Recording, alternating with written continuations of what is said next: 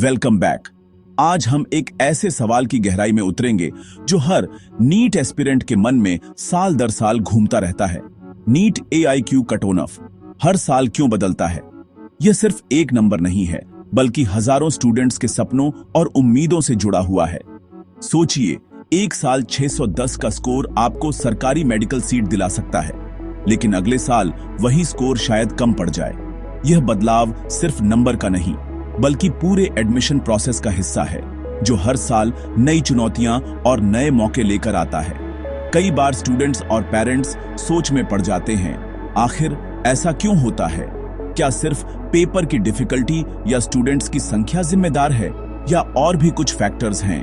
यह उतार चढ़ाव काउंसलिंग के दौरान काफी तनाव और अनिश्चितता पैदा करता है। हर स्टूडेंट चाहता है कि उसे सही जानकारी मिले ताकि वह सही डिसीजन ले सके। मैं डॉ. गौरव गुप्ता हूं और मेरा मकसद है आपके मेडिकल एडमिशन के सफर को आसान बनाना, ताकि आप डेटा ड्रिवन और स्मार्ट चॉइस कर सकें। इस वीडियो में हम जानेंगे कि AIQ कट-ऑफ को कौन कौन से फैक्टर्स प्रभावित करते हैं, अलग अलग राज्यों के ट्रेंड्स क्या कहते हैं और आप अपनी संभावनाओं को कैसे मैक्सिमाइज कर सकते हैं। हम आपको बताएंगे कि सिर्फ पिछले साल के डेटा पर निर्भर रहना क्यों रिस्की हो सकता है। नीट पेपर की डिफिकल्टी, एस्पिरेंट्स की संख्या और रिजर्वेशन पॉलिसी जैसे फैक्टर्स कट-ऑफ को डायरेक्टली इंपैक्ट करते हैं। हर साल लाखों नए स्टूडेंट्स इस रेस में शामिल होते हैं, जिससे कंपटीशन और भी बढ़ जाता है। नए मेडिकल कॉलेज खुलने और सीटों की संख्या बढ़ने से भी कट-ऑफ में बदलाव आता है। कभी कभी यह बदलाव पॉजिटिव होता है, तो कभी कभी सीट्स बढ़ने के बावजूद कट-ऑफ ऊपर चला जाता है। टॉप रैंकिंग स्टूडेंट्स की कॉलेज प्रेफरेंस भी एक रिपल इफेक्ट बनाती है, जिससे सीट अलॉटमेंट का पैटर्न बदल जाता है। इसीलिए सिर्फ कट-ऑफ नंबर नहीं, बल्कि ट्रेंड्स और एनालिसिस को समझना जरूरी है। तो चलिए इस जर्नी को शुरू करते हैं और अपने मेडिकल करियर के लिए सही इन्फॉर्म्ड डिसीजंस लेते हैं, क्योंकि सही जानकारी ही आपको आपके ड्रीम कॉलेज तक पहुंचा सकती है। ट्रेंड्स में जाने से पहले AIQ सिस्टम को समझते हैं। AIQ सरकारी कॉलेजों में 15% MBBS सीटों को एक सेंट्रल पूल के लिए रिजर्व करता है, जो नीट रैंक के आधार पर सभी स्टूडेंट्स के लिए खुला है। Medical counselling committee AIQ counselling करती है, जिससे ट्रांसपेरेंट मेरिट बेस्ड एडमिशन सुनिश्चित होता है। AIQ कट-ऑफ कैटेगरी के हिसाब से अलग अलग होता है, जिसमें जनरल कैटेगरी एक बेंचमार्क का काम करती है। AIQ में स्टेट कॉलेजों, डीम्ड यूनिवर्सिटीज और सेंट्रल यूनिवर्सिटीज की सीटें शामिल होती हैं, जिससे स्टूडेंट्स के लिए एक बड़ा पुल बनता है। आइए 2022 से 2024 तक के नीट कट-ऑफ ट्रेंड्स को विस्तार से समझते हैं। हर साल कट-ऑफ में बदलाव सिर्फ नंबर का खेल नहीं है, बल्कि इसमें कई फैक्टर्स शामिल होते हैं, जैसे पेपर की कठिनाई, स्टूडेंट्स की संख्या और उपलब्ध सीट्स। इन ट्रेंड्स को समझना आपको बेहतर प्लानिंग में मदद करेगा। 2022 में जनरल कैटेगरी का कट-ऑफ लगभग 22,000 रैंक पर था, जिसमें स्कोर 608 था। उस साल पेपर का लेवल अपेक्षाकृत बैलेंस्ड था और सीट्स की संख्या भी लगभग स्थिर रही। इस वजह से कट-ऑफ में कोई बड़ा उछाल नहीं दिखा। 2023 में कट-ऑफ रैंक 23,500 तक बढ़ गई, लेकिन पेपर थोड़ा मॉडरेट था, जिससे स्कोर 612 तक पहुंच गया। इस साल स्टूडेंट्स की संख्या में भी इजाफा हुआ, जिससे कंपटीशन और बढ़ गया।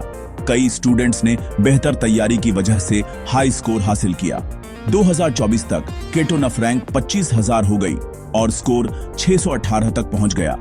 यह ट्रेंड दिखाता है कि हर साल कंपटीशन और टफ होता जा रहा है। सीट्स की संख्या में कोई बड़ा बदलाव नहीं आया, लेकिन हाई स्कोरर्स की संख्या लगातार बढ़ रही है। ज्यादा हाई स्कोरर और लिमिटेड नई सीटें इस ट्रेंड को चला रही हैं।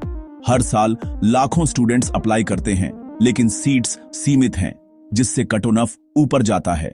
इसलिए सिर्फ क्वालिफाई करना काफी नहीं, टॉप स्कोर लाना जरूरी है। 2025 के लिए सिर्फ पिछले साल की रैंक नहीं, बल्कि एक हाई स्कोर का लक्ष्य रखें। खुद को सेफ जोन में रखने के लिए हमेशा पिछले साल के कट-ऑफ से 10-15 नंबर ऊपर का टारगेट सेट करें।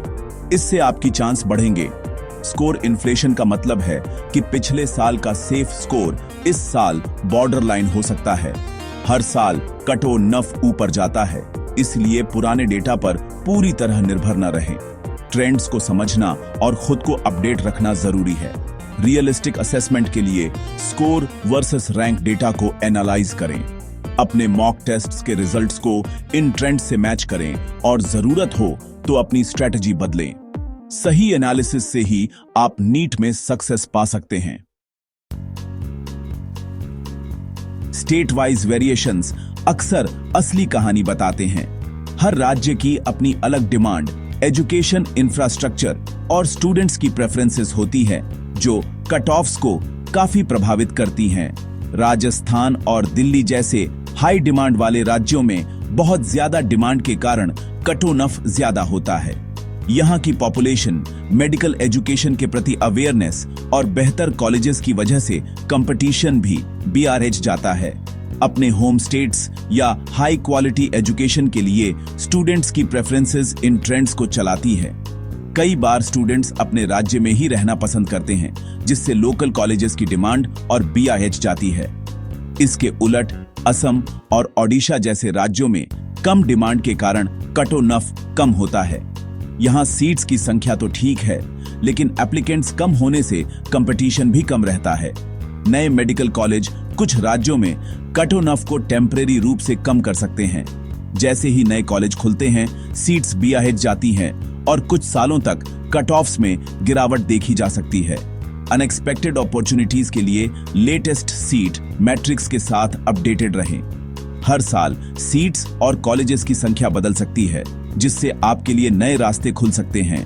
24,000 की रैंक कम डिमांड वाले राज्य में सीट दिलवा सकती है, लेकिन हाई डिमांड वाले में नहीं। इसलिए सिर्फ अपनी रैंक नहीं, बल्कि राज्य की डिमांड और सीट्स की संख्या भी समझना जरूरी है। इन्फॉर्म चॉइस लेने के लिए स्टेट ट्रेंड्स को एनालाइज करें। सही जानकारी और एनालिसिस से आप अपने लिए बेस्ट कॉलेज और स्टेट चुन सकते हैं, जिससे आपके एडमिशन के चांस BRH जाते हैं। बॉर्डर लाइन रैंक्स के लिए हाई डिमांड और लो डिमांड राज्यों के बीच चुनना बहुत जरूरी है। राजस्थान और दिल्ली जैसे हाई डिमांड वाले राज्यों में बहुत ज्यादा कंपटीशन है। इन राज्यों में 15,000 की रैंक सीट नहीं दिलवा सकती है।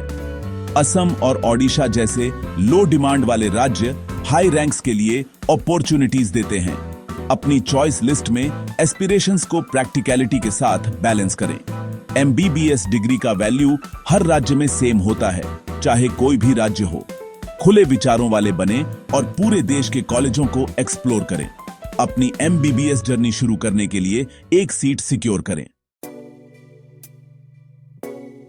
बॉर्डरलाइन स्कोर्स के लिए एक स्मार्ट काउंसलिंग स्ट्रेटजी बहुत जरूरी है। पिछले सालों से कॉलेज स्पेसिफिक क्लोजिंग रैंक्स पर रिसर्च करें। एक पिरामिड स्ट्रेटजी का इस्तेमाल करें। ड्रीम, रियलिस्टिक और safe choices. Top choices aspirational हो सकती है, लेकिन बीच की चॉइसेस रियलिस्टिक होनी चाहिए। बेस को कम डिमांड वाले राज्यों से सेफ चॉइसेस के साथ भरें। सभी काउंसलिंग राउंड्स में पार्टिसिपेट करें, जिसमें मॉप अप और स्ट्रे वैकेंसी भी शामिल हैं। बेहतर कॉलेजों के लिए अपग्रेडेशन ऑप्शंस पर नजर रखें। एक सीट सिक्योर करने के लिए पर्याप्त सेफ चॉइसेस भरकर गलतियों से बचें।